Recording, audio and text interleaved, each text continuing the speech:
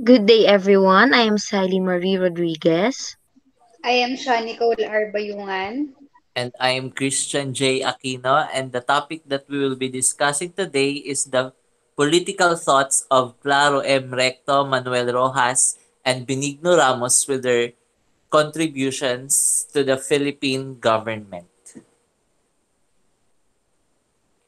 So, I will be discussing first the life of Claro M. Recto. Next slide, please.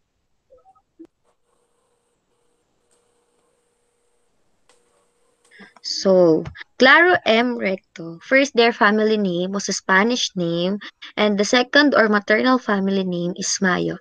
So, Claro Mayo Recto Jr., born as Claro Recto E. Mayo, was born on February 8, 1890. He is a Filipino statesman, jurist, poet, and one of the foremost statesmen of his generation. He is remembered for his nationalism, for the impact of his patriotic convictions on modern political thought, and has been seen in the same class as Dr. Jose Rizal, Senator Jose Jocno, and Senator Lorenzo Tañada. He is a son of Don Claro Recto Sr. of Rosario, Batangas, and Doña Micaela Mayo of Lipa. And I forgot to tell you that he was born in Tayabas, now a province of Quezon. Next slide, please.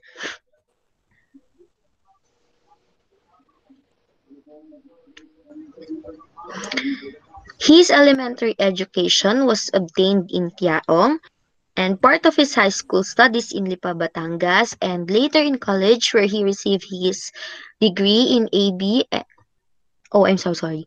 He received his degree in Ateneo, maxima cum laude in 1909. Next slide po. Learned his LLM degree at the University of Santo Tomas in 1914 and was admitted to the Philippine Bar the same year.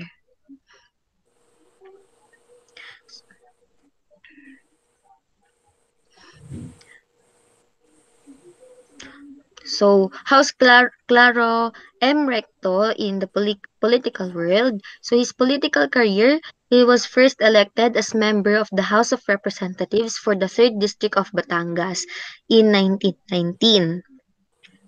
He served as minority floor leader for several years until 1925.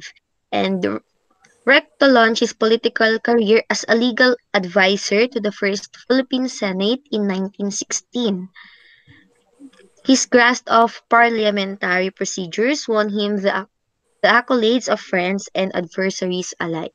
So in 1931, Recto was elected senator for a 6-year term, representing the fifth, excuse me, representing the 5th senatorial district, and in 1935, he was appointed by President Roosevelt as Associate Justice of the Philippine Supreme Court and as a jurist.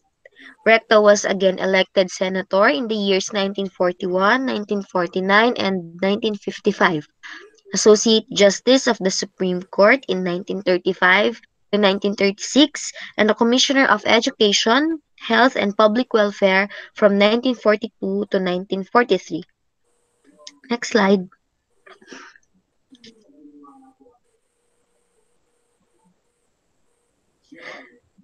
Minister of State oh, Clara M. Recto was a Minister of State for Foreign Affairs from 1943 to 1944, Cultural Envoy with the rank of Ambassador Extraordinary and Minister Plenipotentiary on Cultural Mission to Europe and Latin America in 1960. In addition to his political career, as a jurist, Recto debated against U.S. President Dwight D. Eisenhower's Attorney General Herbert Brownell Jr. on the question of U.S. ownership of military bases in the Philippines, a question that remained unresolved for 40 years now. Then Rector presided over the assembly that drafted the Philippine Constitution in 1934 to 1935 in accordance with the provisions of the Tidings-McDuffie Act and the preliminary step to independence and self-governance after a 10-year transitional period. And in also an additional info in 1928, Recto temporarily retired from active politics and dedicated himself to the practice and teaching of law. And soon, however, he found the world of academia restrictive and soporific, and although he is still engaged in the practice of law, he resigned from his teaching job in 1931 and re-entered politics. So that's when he was elected for senator in 1934, and the rest is history. Next slide.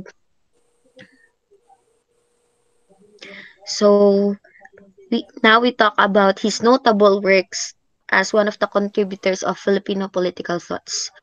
Bajos los Cocoteros Beneath Coconut Palms in 1911, La Ruta de Damasco, The Road to Damascus 1918, Solo Entre las Sombras, drama and un acto y en prosa, Shadow and Solitude, a play in one act 1917, 3 Years of Enemy Occupation, the issue of political collaboration in the Philippines in 1946.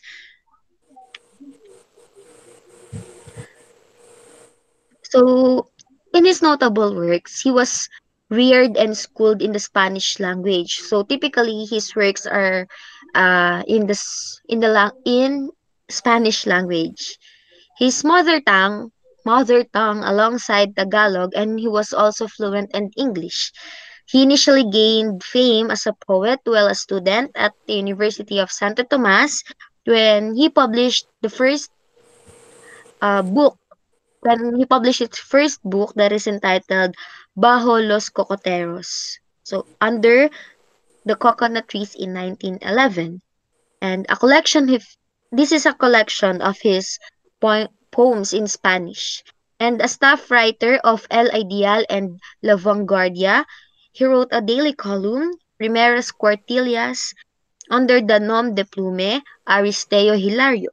There were prose and numerous poems of satirical pieces, and some of his works still grace classic poetry anthologies of the Hispanic world. Among the plays he authored were La Ruta de Damasco, the Route to Damascus in 1918, and Solo Entre las Sombras, Alone Among the Shadows in 1917. Lauded not only the Philippines but also in Spain and Latin America. And both were produced and staged in Manila to critical acclaim in the mid-1950s. So the political ideas Clara M. Recto were largely shaped by the socio-economic and political conditions of the country during their respective eras. So why is that? In the case of Clara M. Recto, the following factor serves as a background in understanding his thoughts. Virtual free trade between the United States and the Philippines, which was viewed as highly prejudicial to the economic interests of the Filipinos. Poor economic performance of the country and the deplorable condition of the country's poor population. So bakit ganito yung mga naging niya, political thought? Bakit ganito yung naging views niya? So we notice naman na he's active in the political world. Naging senator siya, naging part siya ng education department, ng justice department, and I think he saw the loopholes and the problems that the Philippines is facing back then. That's why he wrote his works, and ito rin yung dahilan bakit ganito yung naging political thoughts niya. So to continue, control by American citizens and corporations of the country's economy through the Parity Clause of the Trade Act, his vast and solid experience as a politician and leader of the nationalist movement of the country, and his own education in law and readings of the literature on nationalist industrialization. Recto's political thought, Recto concentrated on political economy. So, 'di ba, kanina I stated that he argued with someone in America. So that's why yung isa sa mga ano niya, naging focus niya is yung bakit may military base or dapat ba may military base yung Amerika dito sa Philippines. So, on nationalism, Recto defines nationalism as devotion to and advocacy of Filipino interests and Filipino unity and independence, zealous adherence to our own Filipino nation and its principles. In brief, Filipino patriotism. Recto considered the advocacy of the national interests as non-negotiable. Next slide. And on political economy, for Recto, the economic condition of a nation is determined by those who control the country's purse. So, for Recto daw, yung nagiging economic condition natin ng isang nation ay madedetermine dun sa mga nanunungkulan sa bansa. Kung sino yung mga may authority, kung sino yung may control dun sa mga tax natin, kung sino yung solely bumubuo ng natin, ng economy. Next slide.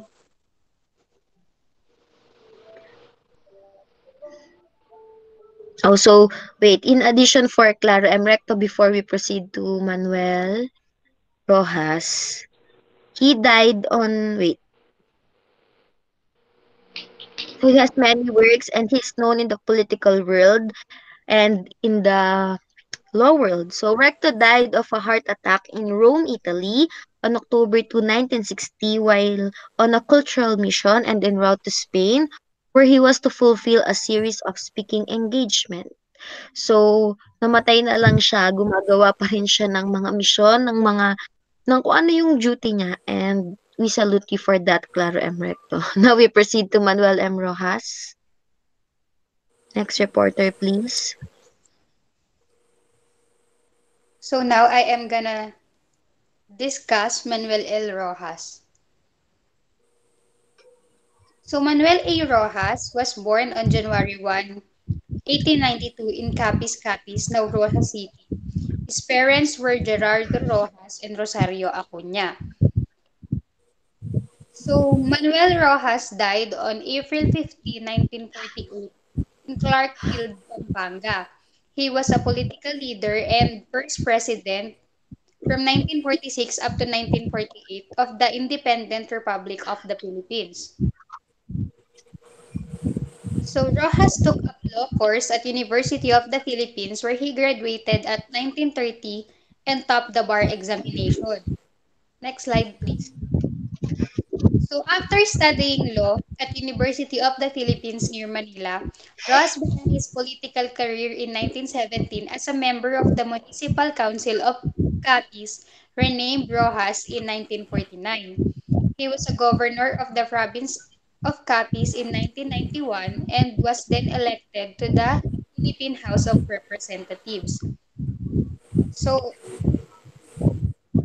sa political career naman ni Rojas, as we can see, he became a provincial governor in the days of the Commonwealth and was later elected to sit at the House of Representatives.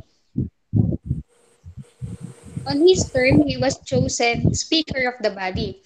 When Congress convened for its post-war session, Rojas was elected as Senate President. During his term, he displayed profound statesmanship and intelligence, marking his mark as a master of economics.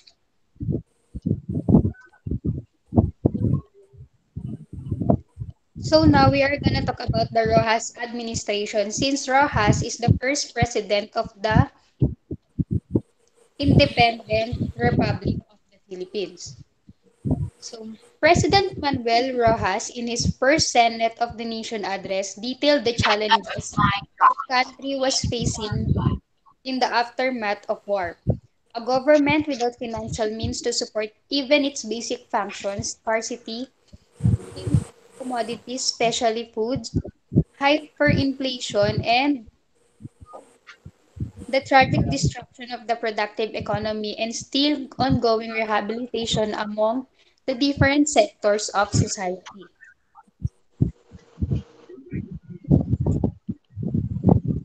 So, in an effort to solve the massive socio-economic problem of the period, President Rojas reorganized the government and proposed a wide-sweeping legislative program.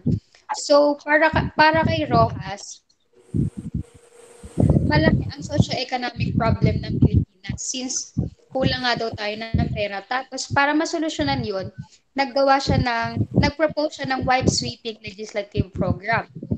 Among the undertakings of the Third Republic's initial year were the establishment of the Rehabilitation Finance Corporation. So, eto na yung mga pinropose ni Rojas para masolusyonan yung socio-economic problems of the Philippines. The establishment of the Rehabilitation Finance Corporation, which would be reorganized in 1958 as the Development Bank of the Philippines, the creation of the Department of Foreign Affairs, and the Organization of Foreign Service through Executive Number 18, the GL Bill for Filipino veterans, and the revision of taxation law to increase government revenues. President Rojas was moved to strengthen. Ito na yung mga nagawa ni Rojas as a president para sa Pilipinas. So President Rojas was moved to strengthen sovereignty by proposing a central bank of the Philippines to administer the Philippine banking system, which was established by Republic Act number 265. In leading a cash-starved government that needed to attend a battered nation, President Rojas campaigned for the parity amendment to the 1935 Constitution. This amendment demanded by the Philippine Trade Relation Act or the Bell Trade Act would give American citizens and industries right to utilize the country's national resources in return for rehabilitation support from the United States. So since nga malaki ang socio-economic problems ng Pilipinas, so naisip ni Rojas na kumbaga humingi ng tulong sa ibang bansa, which is gumawa siya ng Bell Trade Act kung saan mabibigyan yung mga American citizens and industry na magamit yung natural resources ng Pilipinas. So, as a return para sa support nila sa rehabilitation support na matatanggap ng Pilipinas mula sa United States. So the President, with the approval of Congress, proposed this move to the notion through a plebiscite. The amendment was necessary to attract rehabilitation fund and investment at a time when public and official opinion in the United States had swung back to the isolationism, the Cold War, and a corresponding reversal in what had been heretofore as a return of isolationism would only come a few years later. So, dahil nga dun sa Cold War, parang naisip ni Rojas na yung rehabilitation funds ay kailangan natin kaya inamend niya kumbaga na-alter yung rehab na-alter yung act na ginawa nila para maka-attract ng rehabilitation funds kasi nung time na yon is mahirap maka-attract ng funds na yon. On March 11, 1947, a total of 432,933 or 78.89% of the electorate voted in favor of the parity amendment. The approval of the amendment had provided the nation with $620 million in war damage compensation through the Philippine War Damage Commission. A major initiative arising from preliminary wartime discussion about the future security of the Philippines was the U.S.-Philippine Military Bases Agreement of 1947, which gave the United States the right to retain the use of 16 bases free of rent with the option to use 7 more for a term of 99 years. So since parang kinailangan nga natin yung support ng US financially and pati sa military aspect, nagkaroon ng kasunduan na magtayo ng military bases or payagan na gamitin ng United States ang military bases natin dito na walang charge of rent. The Rojas administration also pioneered the foreign policy of the Republic. Vice President Elpidio Quirino was appointed Secretary of Foreign Affairs.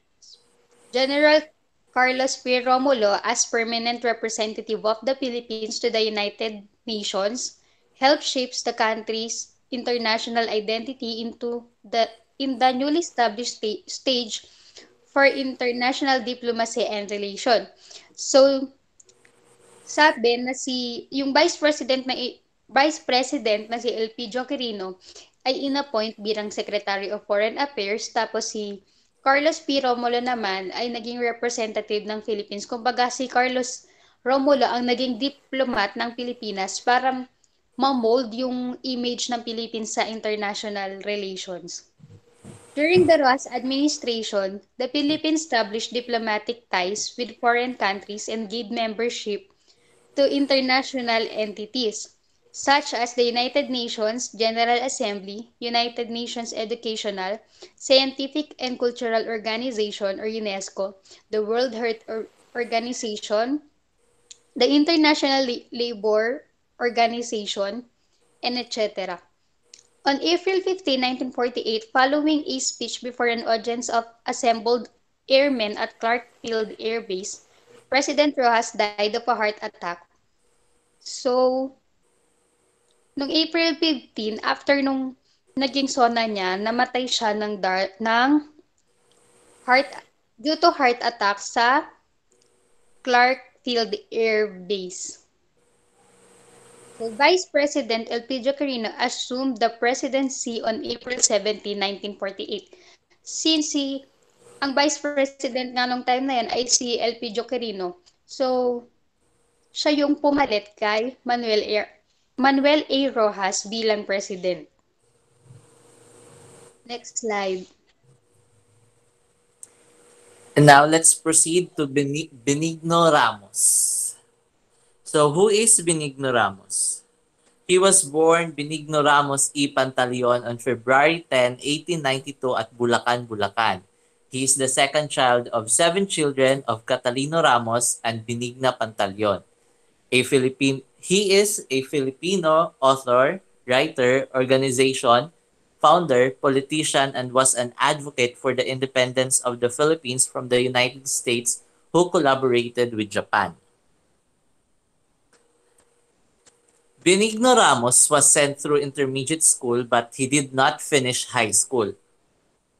However, he obtained a teaching position in an elementary school in Pandibigaa, Bulacan because he qualified for the job by passing the necessary language examination. He also entered the civil service by 1928 had risen to a position with the Senate staff, and he became a member of the Nacionalista Party and a close associate of Manuel L. Quezon. Sakdal Uprising or the Sakdal Movement. The Sakdal Movement was a pahayagan or a newspaper founded by Benigno Ramos on 1930. It was highly critical of Manuel Quezon and introduced a movement that sought to change the political climate, instantly gaining public trust. The Sakdal voiced out the concerns of the rural population, particularly landless peasants, and promoted the boycotting of foreign-made products and services. The movement eventually led to the formation of the Partido Sakdal on October 29. Since nung time na yon, parang na-notice ni Benigno Ramos na parang may mali sa sistema ng gobyerno. So, the Sakdal movement was his platform para isiwalat yung mga maling kaganapan o yung mga maling nagaganap sa lipunan. And that was inspired by Dr. Jose Rizal, na like Dr. Jose Rizal, he also used pen in voicing out the concerns ng country. So, yon. Demanded nothing less than absolute and immediate independence, the abolition of most taxes, the distribution of land to the poor, the protection of workers' rights, the nationalization of industries, the close monitoring of politicians, the retention of lawyers for poor defendants, the formation of a 500,000 strong Philippine army, the use of regional languages in public schools, the investigation of friar estates and ill-gotten church wealth, and the adoption of voting machines to prevent election frauds. These are some of the concerns that Benigno Ramos voiced out during the time of Manuel Quezon. Since it was stated kanina na the Sakdal movement was very crucial of Manuel L. Quezon because of those mga kaganapan na parang hindi maganda o parang taliwas sa or against the people of the Philippines. So these are the concerns, the abolition of most taxes, yung pagbibigay ng lupa sa mga mahihirap, yung pagbibigay ng proteksyon sa mga karapatan ng mga manggagawa, and the monitoring of politicians and sa mas at ang formation ng mas pinalakas na Philippine Army. And that's all. And additionally, according to our source, Benigno Ramos disappeared and hindi ho siya natagpuan, kaya hindi ho nalaman yung sanhi ng kanyang pagkamatay. At hanggang ngayon ho, walang article na ilalabas kung nasaan si Benigno Ramos nung mga time na nawala siya. So that's that sums up our report for the political thoughts of Manuel Rojas, Claro M. Recto, and Benigno Ramos. And thank you.